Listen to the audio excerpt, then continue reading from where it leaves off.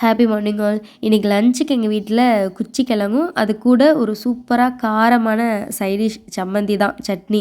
அது கூட நம்ம மீன் குழம்பு இருந்துச்சு அப்படின்னாலும் இந்த குச்சி கிழங்குக்கு தொட்டு சாப்பிட்டோம் அப்படின்னா ரொம்ப டேஸ்ட்டாக இருக்கும்.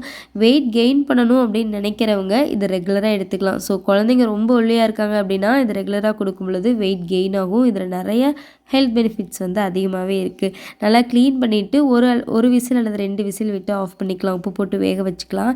இதுக்கு ரொம்ப காரமான சம்மந்தி அப்படின்னா சின்ன வெங்காயம் கொஞ்சம் எடுத்துக்கலாம். கூடவே புளி, கருவேப்பிலை, உப்பு, காந்தாரி மிளகாய் இருந்துச்சு அப்படின்னா அதை எடுத்துக்கலாம். ரொம்ப சூப்பராக இருக்கும். நான் இல்லை அப்படிங்கிறதுனால பச்சை மிளகாய் ஒரு 4 எடுத்திருக்கேன். சட்னி என்னமோ கொஞ்சமாக தான் இருக்கும். ஆனால் மிளகாய் ஜாஸ்தி போடுறதுனால லைட்டாக தொட்டு சாப்பிட்டாவே டேஸ்ட்டு ரொம்ப சூப்பராக இருக்கும். ஈவினிங் ஸ்நாக்ஸாகவும் இதை ரெடி பண்ணிக்கலாம்.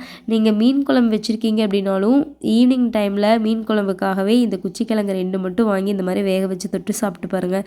செம்மையாக இருக்கும். தேங்க்யூ.